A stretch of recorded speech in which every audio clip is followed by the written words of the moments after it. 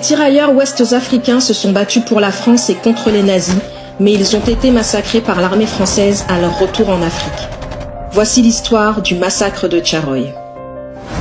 En 1944, plus de 1600 soldats subsahariens sont rapatriés à Dakar après avoir été faits prisonniers par les Allemands en 1940. Réunis au camp militaire de Tcharoy, ils exigent que l'armée française leur verse leur solde de captivité et leur prime de démobilisation. Mais malgré les promesses du gouvernement et la réglementation en vigueur, l'armée refuse.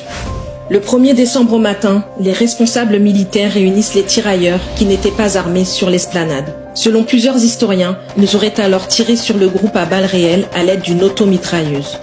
Bilan, 35 morts et 35 blessés selon le gouvernement. Mais plusieurs experts estiment que le massacre aurait pu faire jusqu'à 400 morts qui auraient été jetés dans des fosses communes. Les autorités françaises qualifient la tuerie de mutinerie et de rébellion. Elles font passer certaines victimes pour des déserteurs et les survivants sont condamnés à de la prison. En 2014, 70 ans plus tard, le président François Hollande s'est rendu à Tcharoy où il a reconnu une répression et remis certains documents militaires. Les événements qui ont eu lieu ici en décembre 1944 sont tout simplement épouvantables, insupportables. Je voulais réparer une injustice et saluer la mémoire d'hommes qui portaient l'uniforme français et sur lesquels les Français avaient retourné leurs fusils. Ce fut la répression sanglante de Tcharoy.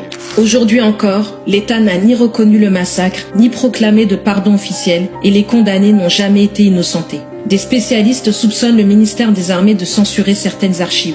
En avril 2021, le gouvernement français a été pour la première fois condamné par la justice à verser des indemnités à Biram Senghor, fils de l'une des victimes. Mais un pourvoi a été déposé devant le Conseil d'État. Au cours des 10 dernières années, des historiennes et historiens comme Armel Mabon et Martin Moore ont estimé que Tcharoy constituait une tuerie organisée, un massacre prémédité et un mensonge d'État. Les familles de victimes demandent aujourd'hui que les corps soient recherchés, exhumés, puis identifiés. Elles souhaitent également obtenir la mention mort pour la France, un procès en révision et la solde qu'auraient dû percevoir leurs proches.